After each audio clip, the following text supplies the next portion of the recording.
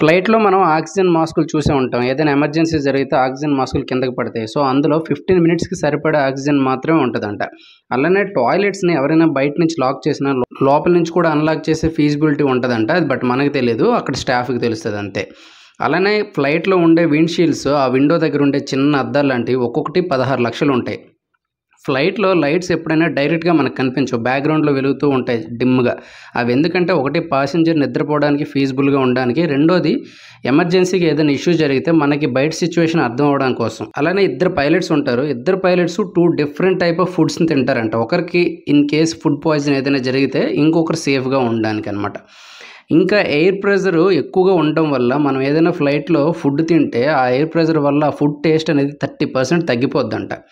అలానే చాలా వరకు 80% ఆఫ్ ఫ్లైట్ యాక్సిడెంట్స్ ల్యాండింగ్ అప్పుడు అలానే టేక్ ఆఫ్ అప్పుడు మాత్రమే జరుగుతున్నాయి.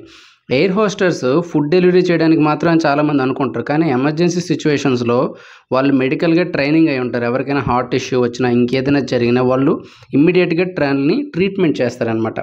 ఫ్లైట్ ల్యాండింగ్ అయిన తర్వాత ఆ ఇంజిన్ కూల్ అవ్వడానికి చాలా గంటలు పడతదంట. అందుకే ఇమ్మీడియేట్‌గా మళ్ళీ వాళ్ళు టేక్ ఆఫ్ అవ్వరనమాట. ఈ ఇన్ఫర్మేషన్ నచ్చితే సబ్స్క్రైబ్ చేసుకోండి.